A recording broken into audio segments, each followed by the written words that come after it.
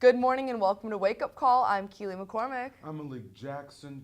We have a packed show for you today, some developing stories that are happening right here in Lawrence, and obviously national news that is making a lot of headlines this week. That's right, plus sports, and we're going to talk to some local heroes right here from KU.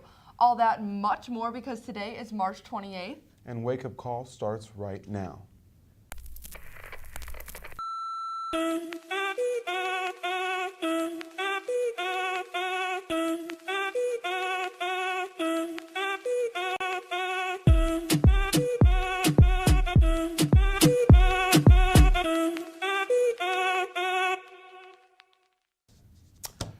And thank you for joining us this morning. Today we start off with news right here in Lawrence, a developing story. The Lawrence Police Department just released a dash cam footage of last May's officer-involved shooting of an unarmed black man.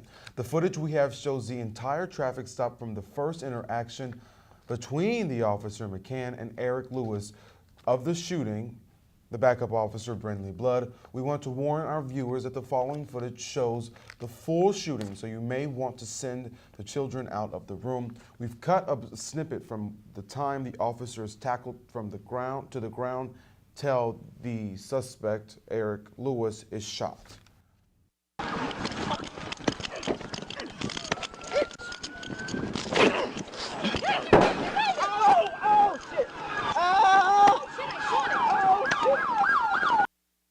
And so what we've learned from that is that the officer now has been charged with aggravated battery.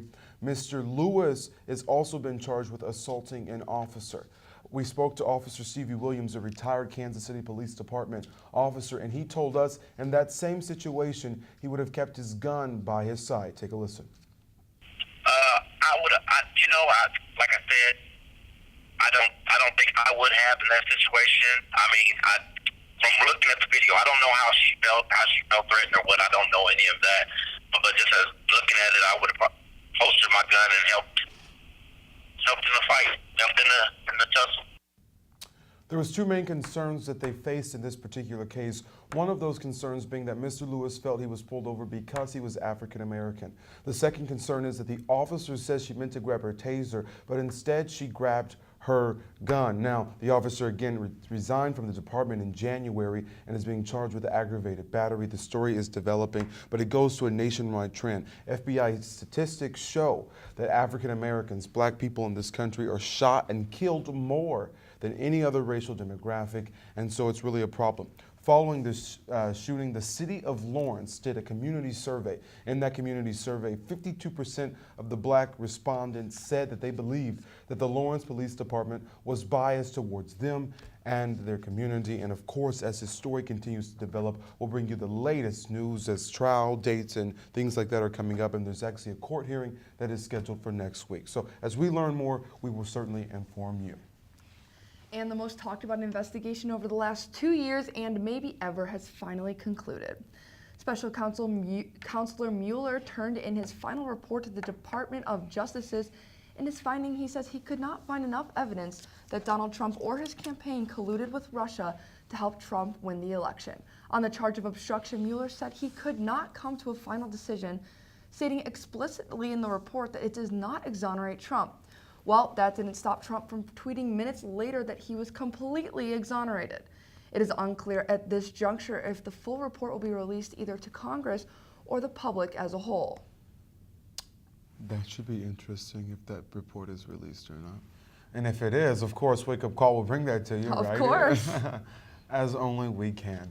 Following this, report that came out on Sunday, James Comey, the former FBI director, spoke out saying that the president's smearing of the FBI proved to be wrong, and they were all lies. He went on to say the fact that the president and his campaign were found not to have colluded with the Russians is a win for the country, no matter what political party you're in. But in the case of obstruction, Comey says that still should be looked into, and the Democrats in the Congress are still have investigations going, so I'm sure that will happen.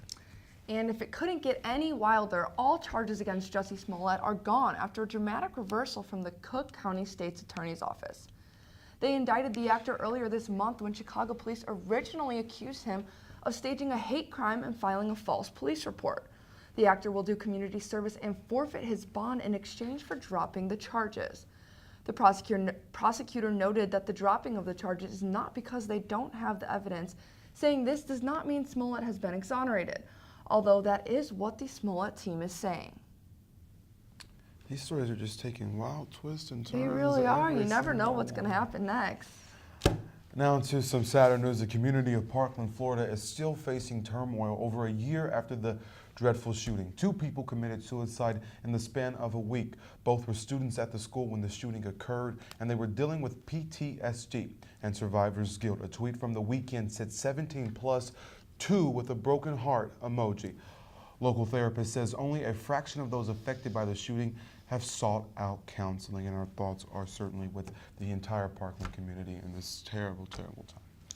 Education Secretary Betsy DeVos is making waves after releasing the department's new budget. In the budget, the secretary slashed all $17.6 million that the Special Olympics receives from the federal government. She defended her decision by saying the organization pulls in plenty of money through fundraising and other entities. Need that $17.6 million more than the Special Olympics do. And Vice President Mike Pence is shooting for the stars on a visit to space camp with a big announcement regarding the future of U.S. space travel. He says the U.S. will land astronauts on the moon again by 2024. That's 4 years earlier than NASA's original deadline. The Vice President also spent time with students attending space camp in Huntsville, Alabama, where they learn what it's like to train as an astronaut. Pretty cool. We might have to go out to Huntsville, Alabama. We might need to start going to space camp. Exact 2024, that's soon. I'll be graduated. Maybe I need to get in. Yeah, switch our majors. Well, Boeing is telling aviation leaders they are updating the technology in their 737 MAX planes. They brought more than 200 people to their Seattle headquarters. Their briefing comes after 2 of their 737 MAX planes crashed in the last 6 months, killing hundreds. The final updated software goes to the FAA by the end of the weekend. And when we come back, Keely had the opportunity to talk to 2 heroes that go right here to KU, making a difference all the way across the country. We can't wait to bring you that interview. Stay tuned. Wake Up Call will be right back. For students searching for a way to stay active in an outdoorsy way, the City of Lawrence has bike trails running in every direction, and with the new bike share program, we can stay in shape as we tour the sights of our beautiful city. Clinton Lake is only a short 30-minute bike ride away from Daisy Hill and has the most incredible sunset location in all of Lawrence. Walking campus may give you the KU calves, but biking can give you the KU thighs. Bike Lawrence today.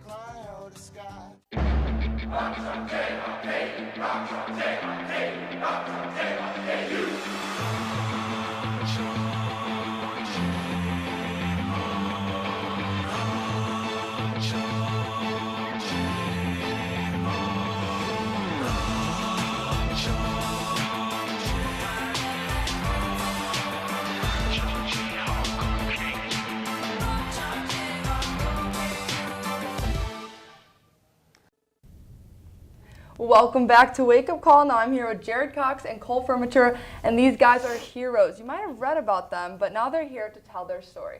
So walk me through what happened, Cole. Well, pretty much started, there's 3 of us there sitting in our lawn chairs just hanging out. It was a pretty windy, foggy day out. And then kind of out of nowhere, a mom or sister, we think it was her sister, came running up. She was a little wet, so you could tell she was out there trying to get the kid. She was just yelling for the lifeguard and for help, just kind of pointing out, just yelling. And then we kind of just looked for a second for the lifeguard. There was no one there. We stood up and kind of just took off, I guess. Then I think I got out to the kid first and really didn't say much. The kid was just really just looked scared. So we just kind of grabbed him, started swimming in against the current, trying to get him through it. And then finally, Connor Churchill was there. So we both started like pushing the kid with the waves because we just couldn't fight the current to get out of it. So we were just pushing the kid. And finally we got to a sandbar where we could finally stand where Jared was. who walked the kid up to his And then family. I got him to the shore, and then his family came and got him from there. And how did his family react once you brought him back? They were all like very thankful they came over, and we're definitely like panicked, so it was Yeah. interesting. And we like didn't really realize in the moment what had happened, so we just kind of like hit the shore and then like went back to our lawn chairs, and then people like started coming up and like thanking us and stuff. Oh, wow. So what was going through your mind as you went out there and as you saw everything that was happening? I mean, for me, nothing really like even, like we didn't even think about it. We just like took off our shirts and ran into the water. And Sheila was like so frantic that it was just really like, there was no time to think about anything. Just, we went out and started swimming. And are any of you guys trained like lifeguards or anything like that? Not a No, chance. Were you guys worried at any point when you were going out there, or were you just focused on getting him? Pretty much just focused on the kid. It was kind of tough to see him, so once I locked eyes like with the kid, I could see him. I just was in it, swam to him. And by the time I got to him, I was just kind of knew we had to get this kid back in. So it just started working. There wasn't really any thought to it. Just started going. And how old did you say that little boy was? Like 10? Yeah, 10's 9 or a really 10. good number, yeah. So had the current just pulled him out? Or Yeah, how- he was on like a boogie board, but Mm-hmm. he couldn't even like kick. So he was just literally just getting dragged out farther and farther. Oh, wow. And then once you finally got to him, you started like pushing him, and then he would swim a little bit and then get back up to him and push him again until he finally got to me, and then I just dragged him in from there. Oh, wow. So when did you guys realize like what you had done and that you had just saved this little boy and made his family a little happier too? I think it was probably only a couple days after. We were getting calls and texts kind of all over the place. We did a FaceTime interview with the KC News, I think. Yeah. Was that The it? Kansas City or KC Fox or something. Yeah. I don't know what it was. So then but it yeah. started like hitting us like, wow, like people are actually like noticing what we did. And we still at that point were just like Yeah. kind of brush it off like next day at the beach, you know? So Yeah, and the rest of our friend group like wasn't even there, and we like knew they wouldn't like believe us when we told them the story. And then that mom came and took the photo like 20 minutes after they were there, and then they're like, "Oh, that was actually real." So that was pretty funny watching that happen. Yeah, so I think that's the headline I saw was the photo that mom had taken. So what were you thinking when she came up and asked for that picture and when people started coming up to you guys on the beach? I didn't really even know like what to say at that point. I was just like, thank you, I guess. Yeah, we didn't. We just didn't know what to really say. We were just kind of in the moment, just like, Yeah. still was on spring break. Yeah. So we didn't really put too much thought into it. Other than Yeah, and she like just happened to be from Kansas too, which was like Oh, small really? world. Yeah, Yeah. I don't know where exactly, but yeah. some small town in Kansas. But yeah, she just like came up and took our photo. We didn't even really think anything of it, and then it started spreading. So that was Yeah. cool. So how did that change your guys' spring break? Did it at all, or did it make it better, or were you shooken up after? I mean, I think it added a lot of just like a feel good kind of Yeah. type feel to like the spring break. I just got something pretty good out of it, I guess. Yeah. Without even like, it just wasn't planned to happen at all. So it was just kind of something random that ended up being beneficial, I think. Just, I mean, the kid was all right and everything else ended up fine. So it was Yeah. good. So how did your friends react once they heard the story and started reading it and everything? They definitely were laughing at first because Yeah. there's no way they believed us, Yeah. but it was funny seeing their reactions, definitely. And Yeah. then they were like, yeah, they started calling us heroes, being sarcastic. But yeah, it was funny seeing their reactions. And then did you have family members seeing this on Facebook, or did you tell your families, or how'd that go? Yeah, I think about like every one of my family members commented or shared it at Oh, I least, bet. and Yeah, it I had texts and blew up. calls. Yeah. It was at like 1,000 shares within 24 hours, and That's then we were like, awesome, wow, though. yeah, it was cool. Well, you guys really made a difference this spring break. So thank you guys for coming on the show and sharing your story. We'll be right back on Wake Up Call. Have a nice day. You too.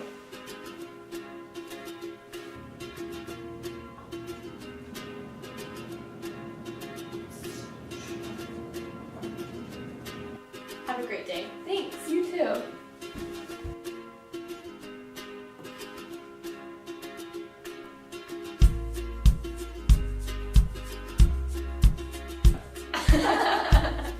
Make someone's day. Pay it forward. And thank you to Jared and Cole for coming in. They had schedule conflicts, so they came in yesterday and Yeah. took the time to talk to us.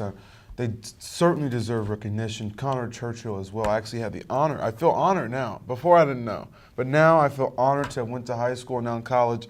At least Jared and Connor, two outstanding, remarkable young men, and their actions that day most definitely saved a child's life, and that that's something that they should be able to live for, that pride forever, because they've made an impact on someone's life so much, and they won't even know. Yeah, they'll never know the. Because the impact that kid has on other people will be because they took that step, jumped in the water. Saved a life. Maybe that's why I should learn how to swim so I could. You don't know how to swim, Malik? No. Oh boy, that's See, concerning. if I knew how to swim, then maybe I could and you could be a hero too, like them. but you're gonna need the saving. Bottom line, Cole, Jarrett, and Connor, kudos to you. Want to say out to anything? them. Add anything to that? Same thing, just surprising. Drop my IFB, it's okay. Yeah, no, it's just great that they did that. When I saw the Facebook headline, I was surprised because I saw the KU shirt, and it's just good to see and good to talk to them. They're really nice guys who are just excited to tell the story and excited to help out. Yeah, and I'm sure the rest of their spring break was just enjoyable for all I'm of them, sure. including Jared and Connor and Cole. I'm sure they had a great rest of their time. So congratulations, kudos to them, and thank you for what they've done. Moving along now to Week in Review. Michelle Obama's memoir, Becoming, is set to be the best-selling memoir ever, already selling 10 million copies worldwide. She's bringing in the moolah, baby. She really is. There we go. And two powerhouse attorneys, Michael Avenatti, who represented Stormy Daniels, and Mark Garagos, who's represented stars like Michael Jackson and Colin Kaepernick, have been charged with trying to extort $20 million from Nike. The funny part about that is Garagos was trying to extort $20 million from Nike, but Colin Kaepernick, one of his clients, is sponsored by Nike. Come on, Garagos, get with it. What are we thinking? The third largest lottery prize in United States history was passed out Wednesday night, a whopping $768.4 million. Whoa. The winning ticket was sold in New Berlin, Wisconsin. If the winner takes the money as a lump sum, they will walk away with just a small fraction of $477 million. I wish I was that person. I could use $477 million. You think? I think so. A new book that has been released paints the picture on just how much Barbara Bush disliked Donald Trump, comparing her finding out to when he won to horror. The former First Lady also kept a countdown clock that counted the days until Donald Trump's first term was over. I mean, the fact that she compared that day that he won when she found out to horror. Barbara. And lastly, NASA had to cancel its first all-female liftoff to space that was set for today, actually. We could have just had it right here on the TV screen for you, but they had to cancel it. And the flight was to honor Women's Month and, Women's History Month this month, but it was canceled because they didn't have enough suits to fit the women astronauts. It's terrible. I mean, they should have thought of that before. It's written in the script. That's a little joke. Mission aborted. NASA says the women will still go up, but will do so separately alongside a male astronaut. And I liked Hillary Clinton's tweet, make another suit. I mean, it's simple. Yeah. Let's just make another suit for these girls. The queen of pantsuits making that, it works. But, I mean, come on, NASA. You can do better than that. Well, coming up after the break, we're going to be back with some sports news, plus my favorite, I come bearing good news. So stay tuned. Where you go to college makes a statement about you. This place will become a part of you, your identity for life.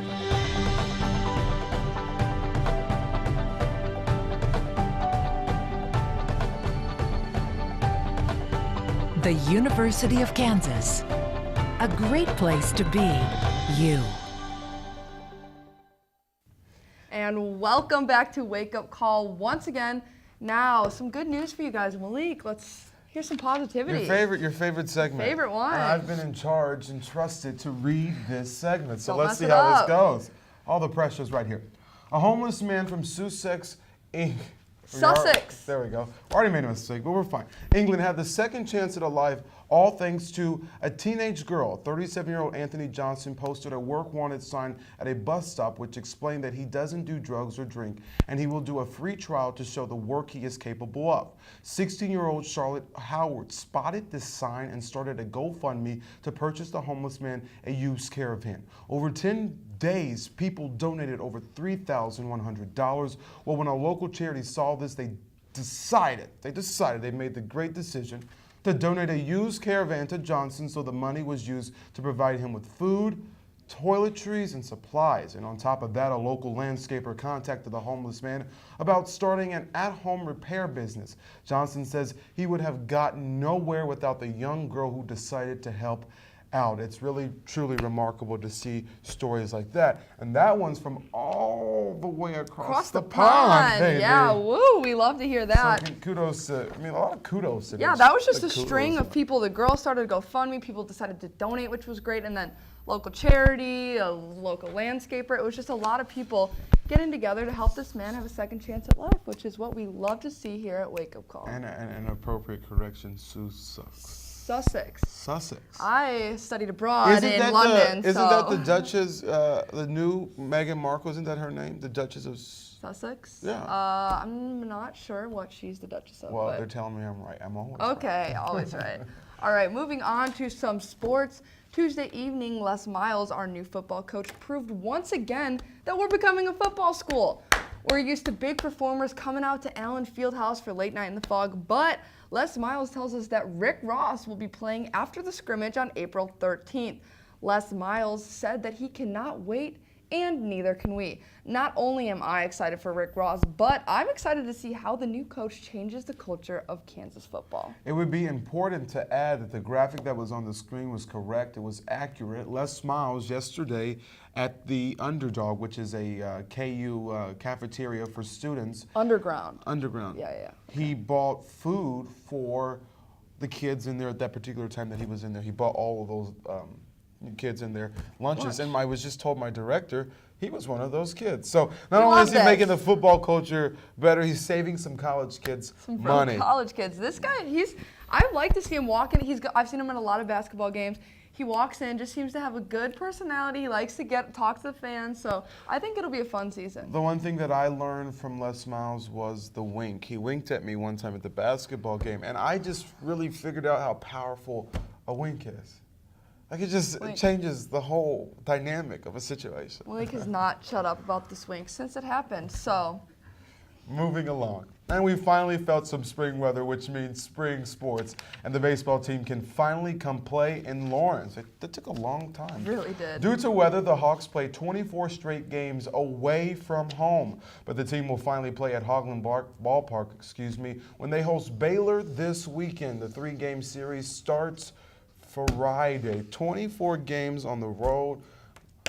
It's a lot of time away from Lawrence, Kansas. I know.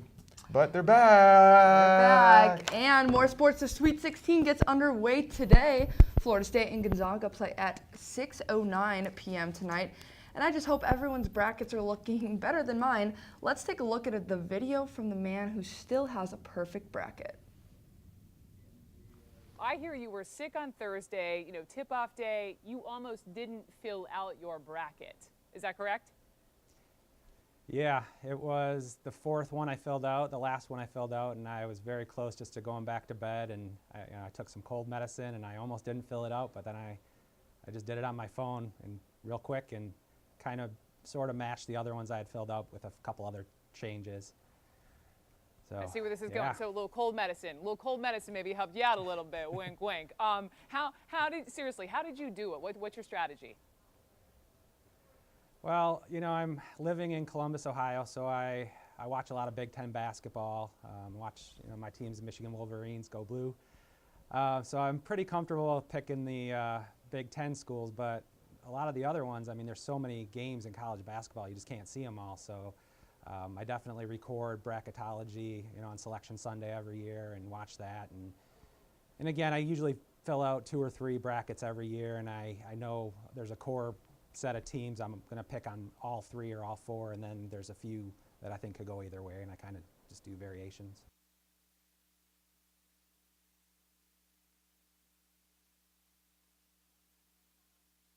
Who was going to go far? And Marquette, we lost in the first round. We all know what happened to our Jayhawks. So how are you feeling? I was going to bring in my bracket, but then I realized that it was not going to look pretty. Gone downhill. 2 Final Four teams that I picked went out. KU went out in absolutely embarrassing fashion. Bill Self really needs to get this shit back on the roll, because that was just embarrassing. But hopefully we still get a good tournament. We saw some great games. That UCF Duke game was amazing. They should have won, but Duke is Duke. And Duke is Duke. How's your bracket? It's gone. I've thrown it out the window. Don't want to look at it ever again. But Yeah, mine's just folded up somewhere now, and I have like notes on the back of it. They don't It's call become it scratch March Madness people. for nothing. It's a scratch piece of paper now. Also, today's a big day because it's opening day. We just had baseball. Opening day for the MLB. The Royals play at home today. Are you going to make it out there to Kauffman Stadium? I am not, but I will be excited to hear about it. Are you going to head out there? I don't know. Yet to be determined. It's a long hike out there, but How are the Cubbies going to look this year? we are looking good. I'm hoping for second World Series. Second World Series. You know, just another dub. I hope the Royals can get a World Series, but I don't We'll think see. that's going to happen for another 30 years, right? 30. You tend to kind of predict the sport. So is 30 what you're saying? 30 years will come back. And I'm saying 30 years until the Royals win another World Series, but I'm saying, as one of our great crew members is wearing a Chiefs sweatshirt today, the Chiefs will win the Super Bowl next year, and you can mark that down. And if sports betting was legal in Kansas, I'd make a wager, but it's not. Well, that's too bad. We want to say thank you so much for joining us right here on Wake Up Call. We will be back right here next Thursday at 10 a.m. I'm Keely McCormick. And I'm Malik Jackson. Thank you for joining us. You guys have a great rest of your day and a great week.